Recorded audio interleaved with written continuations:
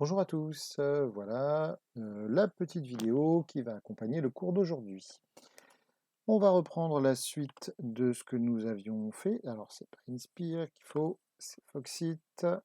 Voilà, donc mon lecteur de PDF, le document est en ligne, dispo avec cette notice. Je vais le suivre pour expliquer un petit peu ce que vous allez faire aujourd'hui.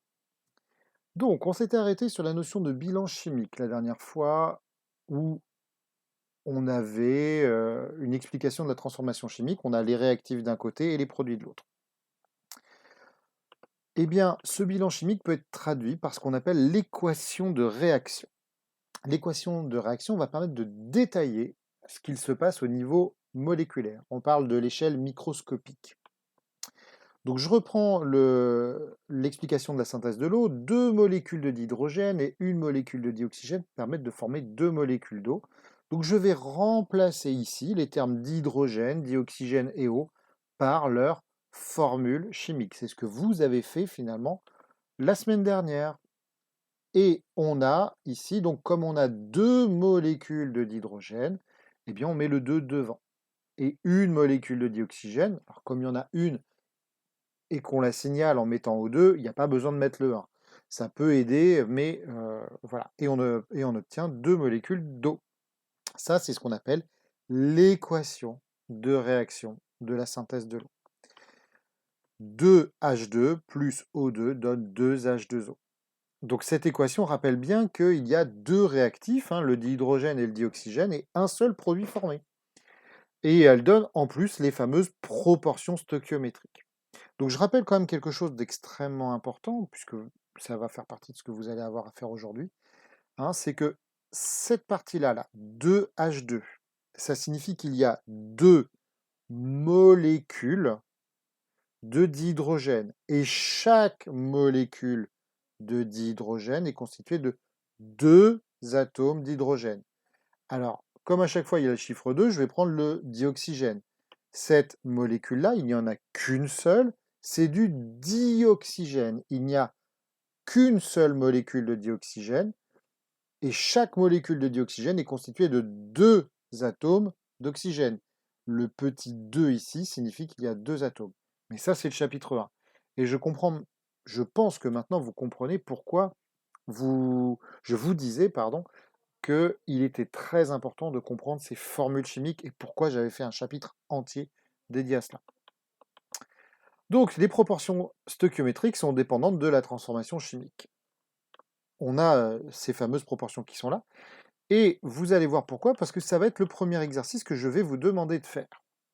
Le premier exercice, donc comme le document est dans la notice GEPI, je ne vais pas le détailler plus que ça, mais je vous donne deux descriptions de deux transformations chimiques, et je vais vous demander de déterminer les bilans chimiques et les équations de réaction de ces deux transformations.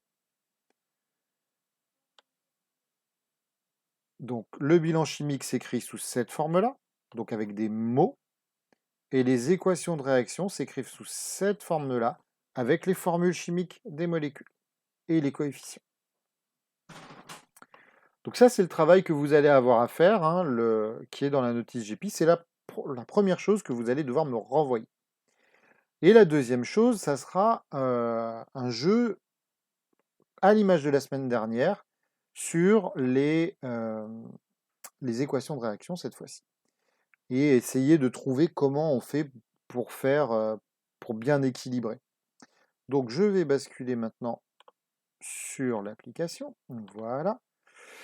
Donc je vous montre rapidement le modèle, je vais expliquer un petit peu. Donc là, je vais commencer avec des outils, des balances. Du côté gauche de chacune des balances, il y a les atomes présents dans les réactifs, c'est-à-dire à gauche de la flèche. Du côté droit des balances, ce sont les atomes qui sont dans les produits, à droite de la flèche. Il y a deux balances puisqu'il y a deux atomes différents. Il y a les atomes d'azote et les atomes d'hydrogène, puisqu'on voit qu'il y a du diazote, du dihydrogène, et que dans l'ammoniac NH3, il y a bien de l'azote N et de l'hydrogène H. Je commence toujours de la façon suivante. Je mets une espèce chimique de chaque. et je vois que mes balances ne sont pas équilibrées. J'ai 2 atomes d'azote à gauche, on les voit ici, un atome d'azote à droite, on le voit ici. J'ai 2 fois le symbole N et une seule fois le symbole N. Même chose ici, je n'ai que 2 atomes d'hydrogène dans les réactifs et j'en ai 3 dans les produits. Ça doit être parfaitement équilibré puisque je vous ai dit qu'une transformation chimique, c'était le réarrangement des atomes des réactifs pour former les produits. Il n'y en a pas plus après qu'avant. On ne crée pas. Il n'y a rien qui se crée. Donc, je vais devoir équilibrer. Comment je fais pour équilibrer tout ça, pour faire que les plateaux soient alignés? Eh bien, il y a une solution, c'est par exemple, je vois qu'il y a euh, deux atomes bleus, 2 atomes d'azote, eh bien, je vais rajouter un 2 ici. Ah, bah, ce plateau est équilibré. Sauf que de ce côté-là, vous voyez que, bah, oui, j'ai rajouté une molécule d'ammoniac. Donc, j'ai rajouté 3 atomes d'azote. Il y en a 6 en tout. 1, 2, 3, 4, 5, 6. Comment je fais pour en avoir 6 de l'autre côté? Eh bien, pour en avoir 6 de l'autre côté, comme ils vont à chaque fois par 2, je vais en rajouter pour avoir 3 fois 2, ça fait 6. Et là, vous voyez que c'est parfaitement équilibré. Je vais le faire une deuxième fois avec la dissociation de l'eau. Je commence, un partout, tac, c'est déséquilibré. Je vais donc en rajouter 2 ici. Je vais mettre un 2 plutôt. Je vais donc avoir 2 atomes rouges, 2 atomes d'oxygène. C'est équilibré. Mais j'ai maintenant 4 atomes d'hydrogène. Donc il me faut ces 4 atomes d'hydrogène. Et c'est équilibré.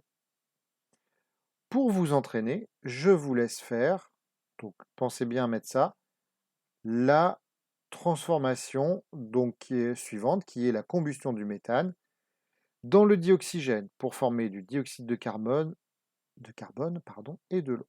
Donc je vous laisse la faire, mais moi ce que vous m'enverrez, ça sera la même chose que la semaine dernière, le jeu de niveau 1.